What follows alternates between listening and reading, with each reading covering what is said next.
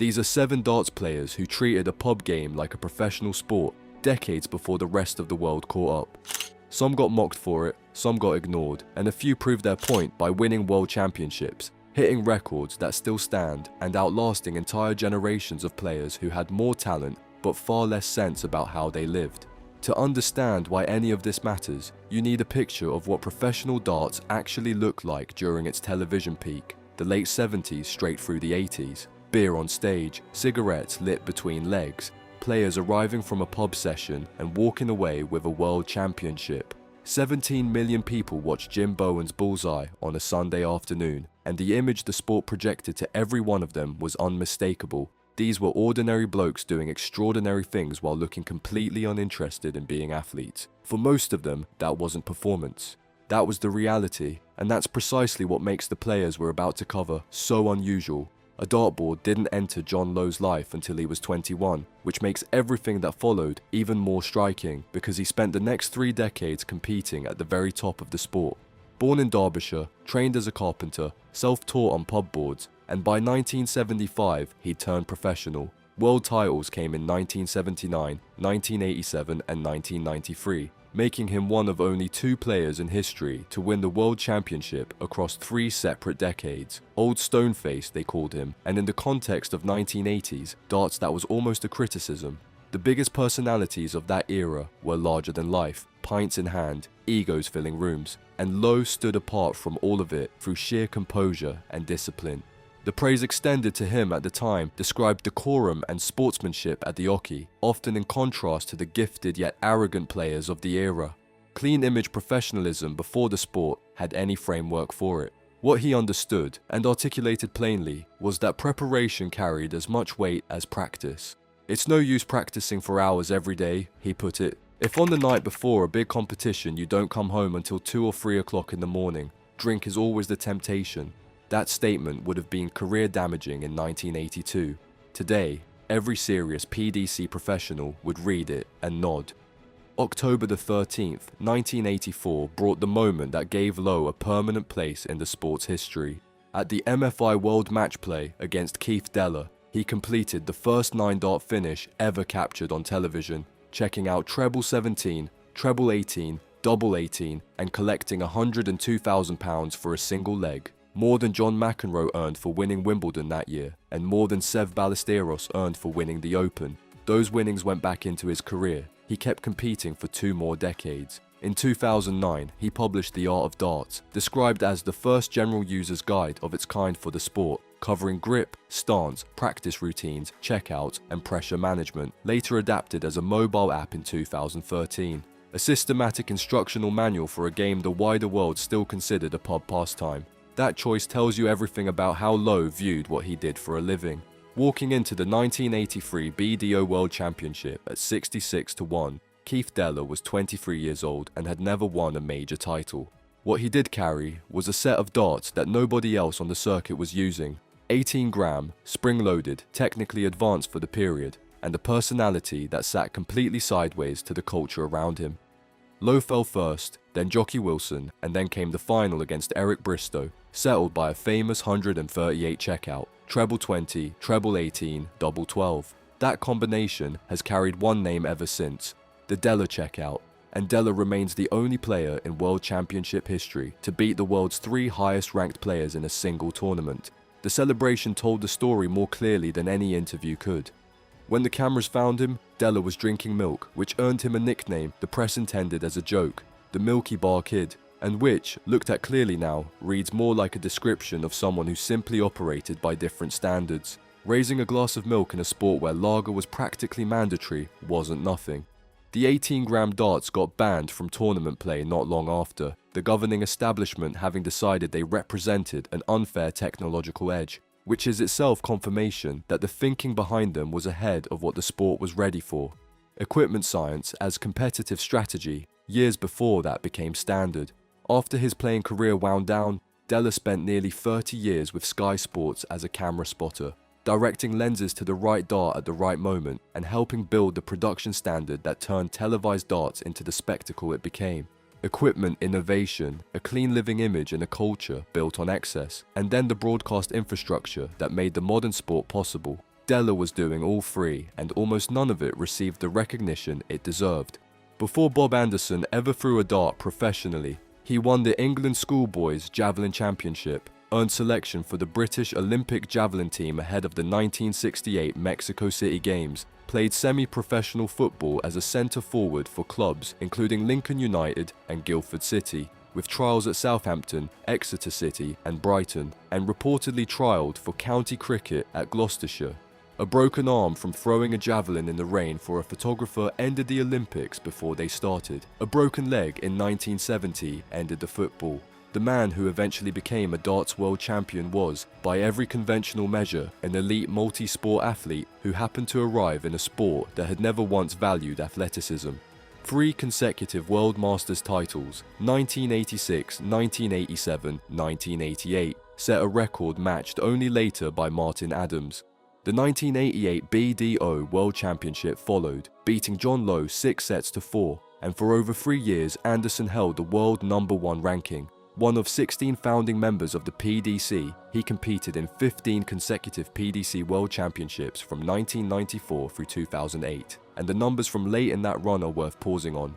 PDC World Championship semi-finals at 56 in 2004, and again at 57 in 2005. 20 consecutive seasons inside the world's top 20, a competitive career that stretched to age 75.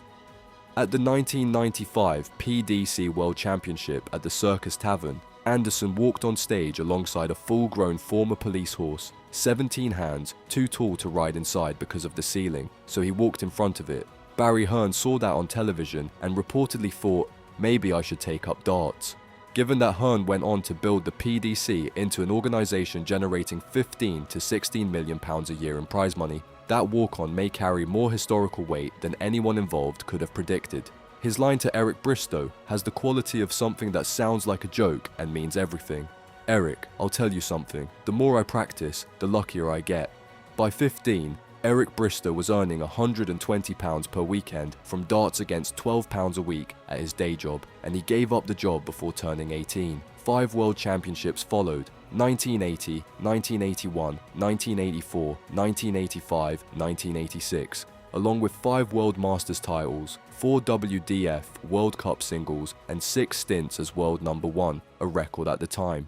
An MBE came in 1989, around 70 career titles in total. No coaching infrastructure existed in darts, no sports psychology, no pre-match preparation philosophy built around the mental side of competition. Bristow constructed all of it through instinct, and it worked devastatingly well. Before major matches, he regularly completed the Times crossword puzzle, timing himself, cognitive warm-up before the concept had a name in sport. Hostile crowds energized rather than unsettled him, and at the 1982 Arrows Chemicals Championship in Scotland, Darts World magazine described what he endured as the most sustained barrage of jeering witnessed at a darts match. He won. The mental dimension of the sport was, to Bristow, a weapon to be deployed. His treatment of Phil Taylor during the early mentoring years captures the philosophy completely. The £10,000 he lent Taylor to turn professional was only part of it. The method was just as significant. "Only ring me when you've won," Bristow told him, and any call reporting a semi-final or a runner-up finish got the phone slammed down, harsh by any standard. Taylor described it later as the thing that gave him the drive and hunger to succeed, and Taylor went on to win 16 world championships, so the approach is difficult to argue with. What Bristow built instinctively was a system for producing internal motivation rather than external dependence, and a modern sports psychologist would recognize the architecture of it immediately. November 1986 brought the total irony. Dartitis arrived, the psychological inability to release the dart, and the man who understood mental pressure better than anyone in the sport found himself unable to compete at the level he'd defined. "I feel like I'm doomed," he put it. "The game I love to play and used to be so easy to do, all of a sudden, I can't even throw a dart." He partially recovered by returning to his pre-1983 throwing style, but the peak was gone. A dartboard given as a Christmas present in 1987 produced a world champion inside 7 years, which alone makes John Part an unusual story, but the how is what really sets him apart. Canadian, self-taught, learning the mechanics of the sport by watching World Championship broadcasts on television and analysing multiple players rather than copying any single one. that is video analysis for technique development before the concept existed in darts. The 1994 BDO World Championship arrived on debut at Lakeside, where Part dropped only one set in the entire tournament and beat Bobby George 6-0 in the final as a complete outsider. PDC World Championships followed in 2003 and 2008, making him the only non-European to win the PDC title and placing a 9-year gap between first and second World Championships that speaks to methodical, long-term development rather than a hot streak. Part later authored a structured practice guide built around what he described as an ABC. Avoid distractions, blueprint your routine, calculate your averages. The guide advocated tracking practice session averages to locate weak spots, constructing throwing mechanics through deliberate analysis rather than unstructured repetition, and building fixed routines that made session-to-session comparison meaningful. All of which is data-driven, deliberate practice applied to a sport where practice still meant, for most players, standing at a board for a couple of hours and calling it done. Raymond van Barneveld's line after losing the 2009 World Championship final 7-1, averaging 102 against Taylor's 110.94, was, "I played a computer. Clearly practicing 10 hours a day is not enough." Part had already worked out the answer a decade earlier. Hours alone don't produce improvement. Structure produces improvement. The BBC recruited Part as a commentator while he still competed on the PDC circuit. The BDO objected. The BBC kept booking him anyway because his analytical grasp of the game was that clearly exceptional. He called Paul Lim my Yoda, signing it Darth Maple, which is both a genuine compliment and a bridge to the final player. Singapore, 1954. Paul Lim grew up as one of over 20 siblings, the son of a jade merchant, completed national service in the military police, moved to England in his 20s to study at culinary school, worked as a hotel chef in Knightsbridge, and discovered darts at a London pub in the mid-70s, playing weekly competitions where the prize was a bottle of whiskey. By 1985, he'd moved to San Bernardino, California. By 1988, he was ranked #1 in the United States. January the 9th, 1990, at the BDO World Championship at Lakeside against Jack McKenna, Lim hit the first 9-dart finish in World Championship history. Treble 20, treble 19, double 12, and collected a £52,000 bonus for it. That was £28,000 more than Phil Taylor earned for winning the entire tournament that year. The BDO World Championship has never seen another 9-darter since. None of that is the most striking part of the story. The most striking part is what came after. Lim kept playing for decades, still competing at 60, still winning matches at 70, and in December 2025 he won a match at the PDC World Championship aged 71, the oldest player ever to win at that event. In 2024, he reached the WDF Lakeside World Championship final at 70, the oldest player ever to reach a World Championship final of any kind. World Championship appearances span 5 different decades: the 1980s, 1990s, 2000s, 2010s, and 2020s. His philosophy distilled itself to: darts is a game of mental fortitude as much as physical skill. Even into his 60s, he described himself as being in the best physical condition of his career. 40+ competitive weekends a year across both steel tip and soft tip formats, and years of infrastructure work in Asian darts development. All of it before the PDC launched its Asian tour. Lim was building global foundations for the sport before the sport knew it needed them. The living proof is simple: treat darts seriously enough for long enough, and 71 years old stops being a novelty and becomes a competitive fact. No electricity in the house, no running water, the upper floor condemned and boarded off. Philip Taylor grew up in Burslem, Stoke-on-Trent, left school at 16 and spent years making ceramic toilet roll holders for £52 a week. In 1990, as a 125-1 outsider, he beat his own mentor Eric Bristow 6-1 and won his first world championship. 15 more followed, 16 world titles, 87 major titles, 214 professional tournament wins, 13 years at world #1, 8 consecutive PDC World Championships from 1995 through 2002, the longest unbroken run of dominance in any individual sport. 21 World Championship finals in total, 14 of them consecutive from 1994 through 2007. Darts historian Dr. Patrick Chaplin documented Taylor practicing up to 11 hours daily at his peak. Later, those sessions got shorter but more deliberate. Focused drills on trebles, doubles, and specific checkout routes, with structured practice sheets tracking technical errors and corrections. Taylor was running deliberate practice methodology for darts before the phrase existed as a concept, and the sport moved with him. He became the first player to consistently average over 100 in competitive matches, an average now considered the baseline standard for any serious PDC professional. After losing the 2007 World Championship final to Van Barneveld, Taylor rebuilt his physical preparation from scratch, bringing in sports nutrition advisor Kerry Kays, who worked with Ricky Hatton's boxing team, and replacing meals with protein shakes while spending 3 hours a day in the gym, half of that on the treadmill. The results were 15 tournament wins from 18 attempts. By 2014, he was spending 3 weeks at a Portuguese mountain retreat on a juice-only diet, drawing his own comparison. "I am going to step up another level now and be like Floyd Mayweather would be." His 2010 UK Open performance against Kevin Painter produced a televised average of 118.66. That same year, in a single Premier League match against James Wade, he hit 2 9-dart finishes, the only player in history to manage this. His World Championship final average of 110.94 against Van Barneveld in 2009 still stands as the record.